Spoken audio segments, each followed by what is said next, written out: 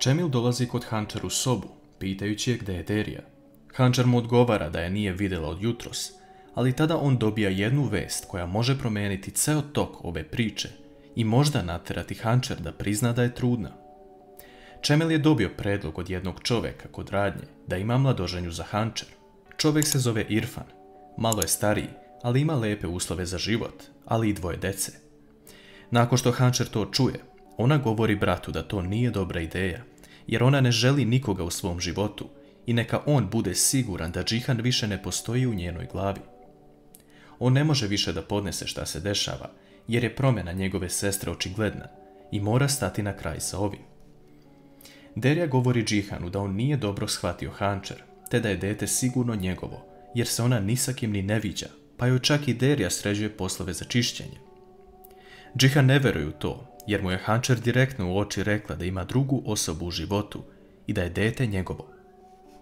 On tada govori Deriji da vidi sa kim se Hančer viđa, jer neće poverovati da je dete njegovo dok se sam ne uveri.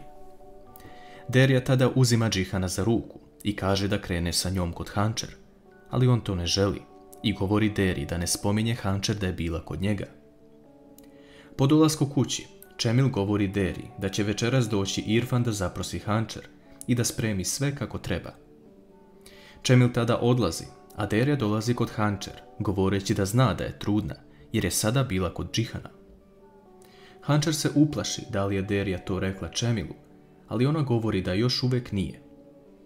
Hančer tada kaže da dete nije Džihanovo, ali Derija je pita gdje joj je onda taj muškarac čije je dete, jer ona nikoga ne vidi u blizini. Mislimo da Hančer neće moći da izbjegne istinu. Nusret dolazi u Mukaderinu sobu kako bi video kakvo je njeno stanje. Mukader progovori to da će reći Džihanu istinu, jer ne može ovo da podnese. Nusret joj govori da je sada u jako lošem stanju, ali da opet vodi računa da nikome ništa ne prizna, inače će njen sin platiti veliku cenu ako sazna istinu. Džihan odlazi u sobu kod bebe i uzima je u naručje, dok se Bejza iznenadi da je on zapravo došao kući i nije sa Hančer. Džihan ne želi da joj odgovori ništa na to pitanje, te odlučuje da ode kod Mukader u sobu i donese joj unuka. Mukader govori Džihanu da ne želi sada da drži unuka i tada Džihan ostaje sam sa njom u sobi, pitajući je šta se desilo, jer je ona oduvek željela da drži unuka u naručju, a od kada se Bejza porodila, to joj više nije želja. Mukader krene da mu kaže istinu, ali onda se seti Nusretovih reči, te govori Džihanu da izađe iz sobe, jer želi da odmori. S druge strane, Derija pokušava da nagovori Čemila da odustane od ove odluke, jer to nikome ne ide u korist. Ona govori da je Hančer mlada žena koja ne zaslužuje život sa osobom koju ne voli, ali Čemil to ne može da sluša, te Derija odlazi dok on ostaje u svojim mislima da ovako mora biti. Međutim, Derija odlazi u Hančerinu sobu i ne zatiče je tamo. Hančer je zvala Meliha, koju ju je izbavio iz sobe i odveo sa taksijem na bezbedno mesto. Melih govori da Hančer nije trebala da slaže Džihana za bebu, ali ona mu govori da zaustavi automobil jer želi da izađe. Hančer ljutito kreće napred dok je Melih stiže, ali tada Hančer biva loše i on se pobrine za nju tako što je odvede u bolnicu. U trenutku dok je Melih u bolnici, sinem ga zove pitajući kada će doći, jer je obećao njenom ocu da će pričati sa njim. Melih govori da ne može sada da dođe jer ima mušteriju, ali da će kasniti. Doktor govori Hančer da je izbjegla nesrećan slučaj, ali da sada mora voditi računa i ne sme se umarati. Melih odvodi Hančer sa taksijem i pita je da li ima nekoga gdje može biti na bezbednom. Gde će Hančer sada boraviti kada su joj sva vrata zatvorena?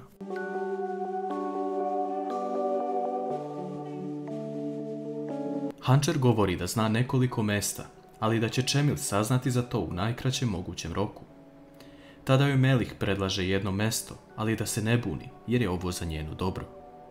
Na koje mesto Melih tačno misli? Džihan odlazi sam kod Mukader u sobu i tamo sretne Fadime, koja kaže Džihanu da je sve pokušala, ali Mukader ne želi da pije lekove. Džihan i Mukader ostaju sami u sobi i on pokušava da joj da lek, ali ona ne želi. Džihan je pita šta se desilo i zašto tako uništava sebe. On navodi to da su mu sada najbitniji ona i njegov sin i da će sve uraditi za svog sina. Mukader tada kroz suze jedva izgovara: nemoj. Džihan pita Mukader zašto to govori, ali u tom trenutku napolju neko viče Džihanovo ime.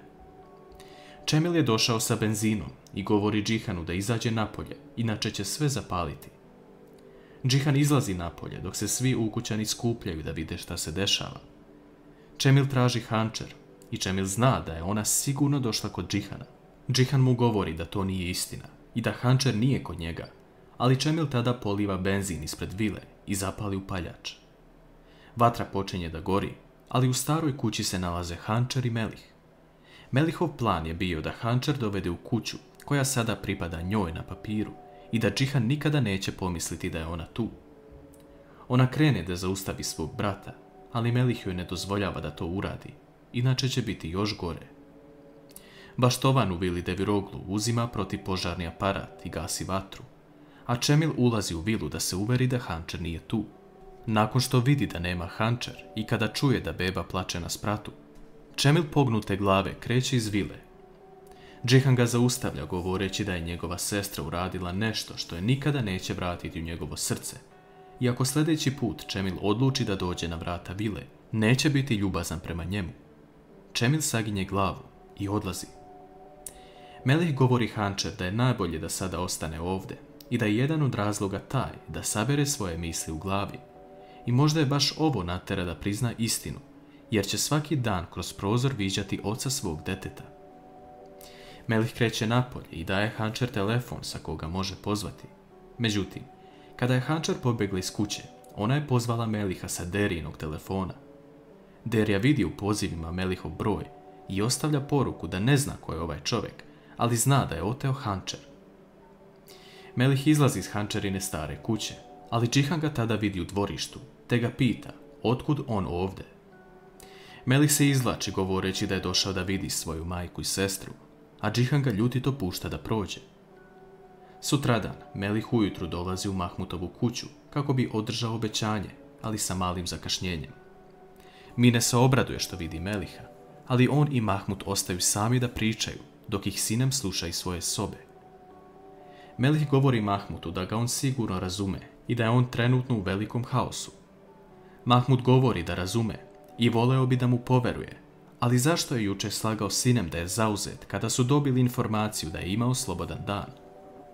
Mahmut također dodaje i to da ga zanima ko je tamnoputa devojka koja dolazi kod njega.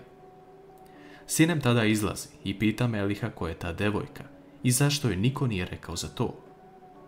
Melih ne može da otkrije istinu još uvijek i Mahmut ustaje i govori da on više nema veze sa Sinem. Sinem skida prsten, a njena majka daje taj prsten Melihu koji odlazi iz kuće.